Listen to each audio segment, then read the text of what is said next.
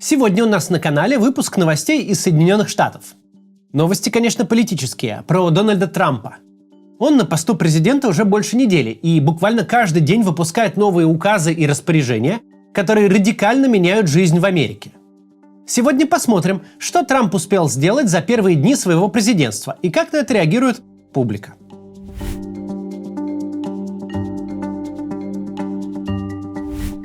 За всю президентскую кампанию Трампа, даже за все 3 кампании, стало очевидно, кто его главные враги – нелегальные мигранты.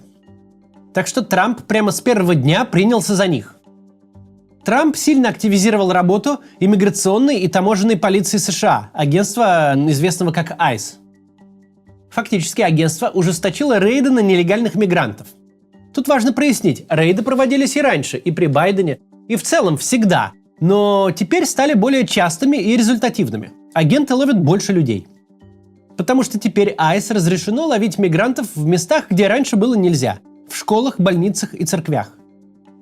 А еще Трамп, как настоящий мастер шоу-бизнеса, обеспечил необходимую ТВ-картинку. Отныне агентов на рейдах регулярно сопровождают консервативные журналисты. Видео потом транслируют на Fox News и постят в Twitter, в доказательство того, что Трамп выполняет свои обещания. В один из рейдов зачем-то даже взяли доктора Фила, ведущего телешоу вроде российского «Пусть говорят». Также Трамп отправил на границу с Мексикой солдат из регулярной армии. Опять же, сколько-то солдат туда посылали и при Байдене, но Трамп превзошел предыдущие цифры и, естественно, распиарил это гораздо лучше. Теперь солдаты смогут патрулировать местность на вертолетах и помогать пограничникам искать нелегальных мигрантов, пытающихся незаконно проскочить в Соединенные Штаты. Но таких вот прям перебежчиков на самом деле не очень много. Большинство нелегальных мигрантов попадали в США плюс-минус легально, через официальные КПП. Речь о тех, кто приезжал к границе и просил убежище в США, ссылаясь на опасные условия в своей стране, на угрозу политического преследования, например, или криминал. Чтобы весь этот процесс упорядочить, существовала функция записи на прием через официальное приложение CBP One. Записываешься, ждешь немалое время на границе, просишь убежища, тебя оформляют и пускают в страну. И уже внутри ты сидишь и ждешь заседания иммиграционного суда. Причем ждешь большую часть времени на свободе. Ну так вот, Трамп эту опцию в первый же день просто отрубил. Запросить убежище теперь нельзя и в страну не пустят. Так, новая администрация закрыла один из крупнейших каналов попадания нелегальных мигрантов в страну. Другая крупная группа нелегалов – те, кто прилетел по турвизе, а потом остался в США. По идее, именно с ними должны разбираться агенты ICE на своих телевизионных рейдах. Тем временем администрация Трампа начала заигрывать с ультраправыми силами, которые не хотят видеть в Америке вообще никаких мигрантов, даже легальных. Для этого правительство Трампа решило начать борьбу с необычным врагом – американской Конституцией. Напомню, в Америке по Конституции действует принцип права почвы. То есть любой человек, родившийся на территории США, становится американским гражданином, даже если его родители туристы или нелегальные мигранты. Родился тут, значит все, держи паспорт. Но Трамп подписал указ, по которому гражданство по месту рождения даваться больше не будет. Ну или будет, но не во всех случаях. Затея эта, скажем прямо, обречена на провал. Поправка в Конституцию, которая устанавливает право почвы, довольно однозначна. Более того, ее интерпретацию уже несколько раз и давно обсуждали в судебных делах и пришли к выводу, что все верно. Гражданство всем рожденным. Федеральный судья, назначение с республиканца Рональда Рейгана, кстати, уже временно приостановил указ Трампа. В своем комментарии судья заявил, что за 40 лет своей карьеры еще не видел настолько очевидно неконституционного указа.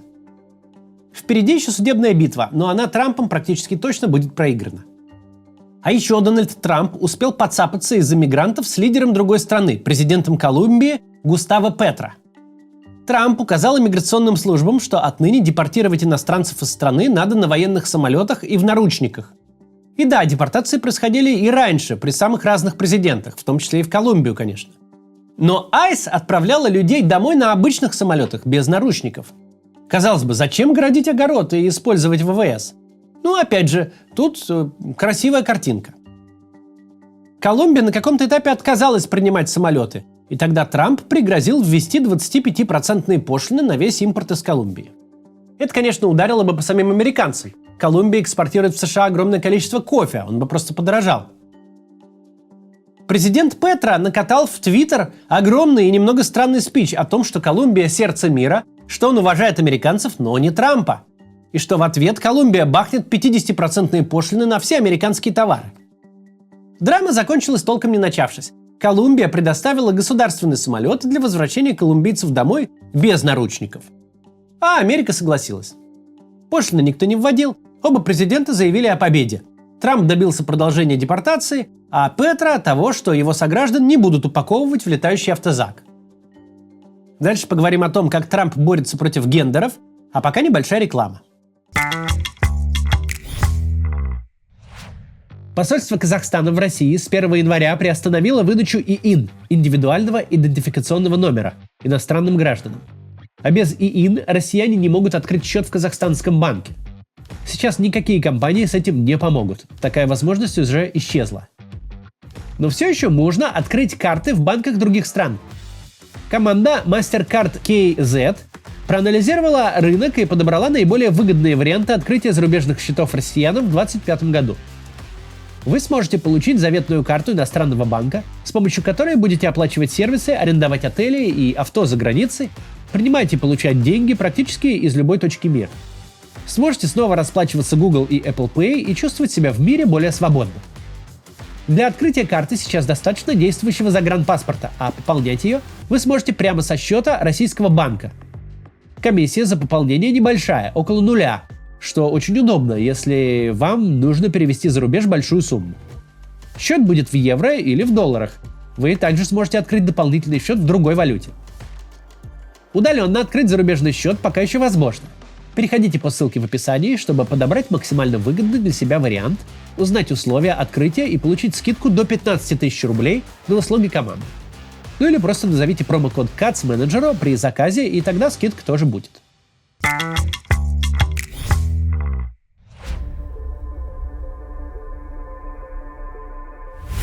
Также Дональд Трамп и его товарищи начинают активную борьбу с левой так называемой повесточкой.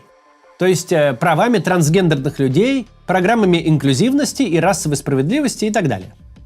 У республиканцев это вообще больная тема. Подобные культурные вопросы постоянно обсуждают в прессе, и правая часть Америки чувствует, что их ценности притесняют. Их можно понять. За последние годы в Соединенных Штатах маятник сильно качнулся в сторону левых. И придя к власти, Трамп и республиканцы точно так же начали активно насаждать уже свои культурные ценности, левым прямо противоположные. Например, Трамп подписал указ, по которому трансгендерным людям больше нельзя служить в вооруженных силах. Основываться будут на диагнозе. Если поставлена гендерная дисфория, то все, снимай погоны и до свидания. Скольких людей коснется этот указ, неясно. В 2018 году тогдашний министр обороны подсчитал, трансгендерных людей в вооруженных силах 9 тысяч. Из них прям с диагнозом 900. Всего в вооруженных силах служат 2 миллиона американцев. Впервые запрет на солдат-трансгендеров сняли в конце срока Обамы в 2016. Трамп попытался установить запрет в первый же срок, но после битвы в судах остановились на запрете только принимать новых трансгендерных солдат. Это ограничение снова сняли при Байдене. Самое главное, не очень понятно, в чем смысл такого запрета. На слушаниях в Конгрессе в 2018 году главные генералы армии, флота, ВВС и морпехов сообщили конгрессменам, что никаких особых проблем открыто трансгендерные солдаты не вызывают. Служат и служат, воюют, чинят танки. Когда-то армия уже проходила через похожий процесс, когда там разрешили служить женщинам. В итоге и с женщинами, и с трансгендерами все прошло нормально. Поэтому совершенно непонятно, какой у такого запрета может быть практический смысл. Понятен смысл только идеологический – зарабатывание политических очков на культурном конфликте. Кстати, новоиспеченный министр обороны Трампа, телеведущий Пит Хексет, раньше умудрился заявить, что и женщин тоже надо бы из армии выгнать. Но на слушаниях в Сенате по одобрению его кандидатуры на пост министра Хексет от своих слов почему-то отказался. Сенат его все равно одобрил с минимальным перевесом – 50 на 50, и в таком случае ничью разбивает вице-президент. Джей Ди Венс проголосовал за. Еще из гендерных новостей. Теперь в американских паспортах обязательно нужно будет писать биологический пол человека, то есть тот, что был при рождении. Также нельзя будет указывать пол как X. Такое было разрешено с 2021 года. Существующие паспорта, к счастью, останутся действительными. Также во всех государственных документах слово «гендер» будет заменено на слово «пол».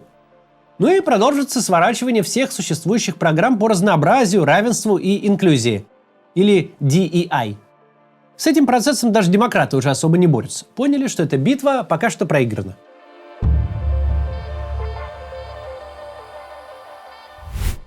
Другой важный пункт программы Трампа и республиканцев – это борьба с Deep State, неким секретным сообществом карьерных чиновников и силовиков, которые якобы тайно управляют страной и мешают борцам за свободу, типа Трампа, реализовывать свои цели. Это все в основном, конечно, конспирология. Да, естественно, на многих важных позициях в федеральном правительстве сидят ветераны госслужбы, которые часто сопротивляются политике администрации, Трампа или других президентов. Но это не какой-то заговор, а обычная фича бюрократии внутри крупных организаций или стран. Если у тебя большой государственный аппарат, то и влияния у него будет много. Но вне зависимости от заговоров, с госаппаратом Трамп намерен бороться.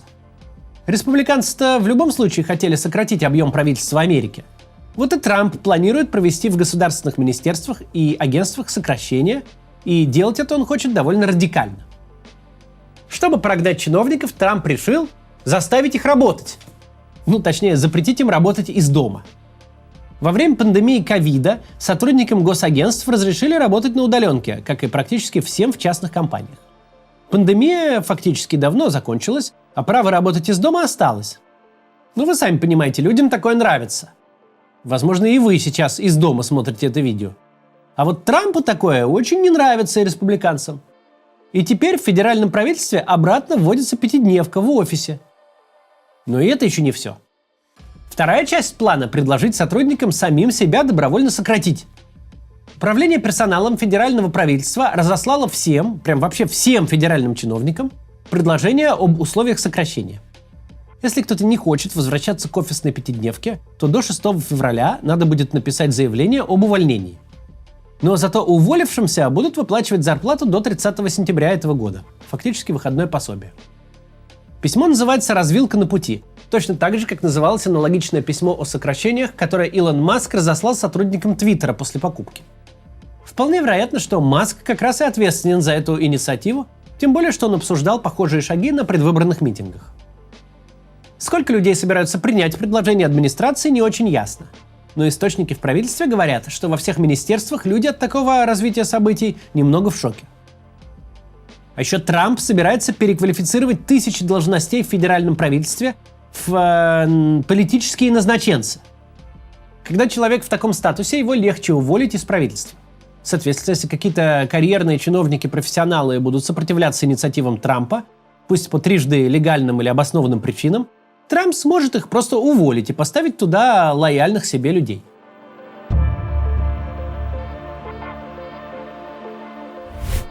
Увлекательные вещи также творятся с американским бюджетом. По Конституции США деньгами правительства управляет Конгресс, и только Конгресс.